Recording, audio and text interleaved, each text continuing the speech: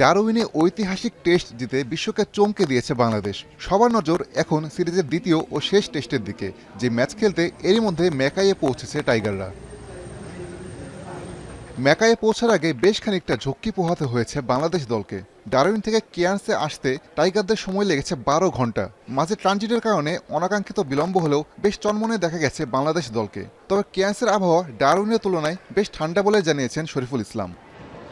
হ্যাঁ, আলহামদুলিল্লাহ জার্নি খুব ভালো ছিল। আমাদের ফ্লাইট ডিলে হওয়ার কারণে ট্রানজিট একটু লম্বা হয়েছে। আজকে শর্ট ফ্লাইট ছিল, বাট ট্রানজিটের কারণে একটু লম্বা। ম্যাক্রোয়ের ওয়েদার আসলে বলবো খুবই সুন্দর, আমাদের জন্য অনেক ভালো, কারণ হালকা ঠান্ডা আছে।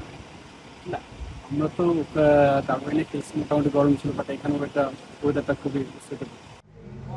ফ্লাইট সংক্রান্ত জটিলতার কারণে বাংলাদেশ দল বুধবার অনুশীলন করেনি। তবে আবহাওয়ার সঙ্গে খাপ খাইয়ে নিতে জিমে ঘাম ঝরিয়েছেন ক্রিকেটাররা। প্রস্তুতিতে কোনো কমতি রাখতে চাইছেন না তাইজুল, এবাদত, মিরাজ, শান্তরা। আনন্দঘন পরিবেশে দ্বিতীয় টেস্টেও ভালো করার বিষয়ে আত্মবিশ্বাসী টাইগাররা। টিমের এনভায়রনমেন্ট খুব ভালো, এবং কি আমরা একে অপরের সবাই দেখতেছি একে অপরের উপর সাপোর্ট করে, প্রত্যেকটা টুরি করে। বাট আমরা এখন নেক্সট ম্যাচ নিয়ে চিন্তা করছি, ইনশাল্লাহ দেখা যাক। বাংলাদেশ অস্ট্রেলিয়ার লড়াই দিয়েই আন্তর্জাতিক টেস্ট ভেন্যু তালিকায় নাম লেখাবে ম্যাকাইয়ের গ্রেট ব্যারিয়ার রিফ অ্যারেনা। ডারউইনে অজদের বিরুদ্ধে প্রথম টেস্ট জয়ের পর এবার নতুন ভেন্যুতে নতুন ইতিহাস লেখার সুযোগ টাইগারদের সামনে। আসাদুজ্জামান লিটন, এখন।